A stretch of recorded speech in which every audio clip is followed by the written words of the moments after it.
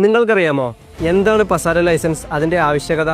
പസാര എന്നാൽ private security regulation act. 2025 June 23 പുറത്തിറങ്ങിയ പുതിയ ഇന്ത്യൻ നിയമപ്രകാരം എല്ലാ സംസ്ഥാനങ്ങൾക്കും അതത് സംസ്ഥാനങ്ങളുടെ ഹോം ഡിപ്പാർട്ട്മെൻറ്റിന് സെക്യൂരിറ്റി ഏജൻസികൾ നടത്തുന്നതിന് ആവശ്യമായ ലൈസൻസ് നൽകുന്നതിന് ഇന്ത്യൻ കൺട്രോളിംഗ് അതോറിറ്റി അഥവാ മിനിസ്ട്രി ഓഫ് ഹോം അഫയേഴ്സ് അതാത് സംസ്ഥാനങ്ങളുടെ ഹോം ഡിപ്പാർട്ട്മെൻറ്റിന് അതിനുള്ള അനുമതി നൽകിയിട്ടുണ്ട്.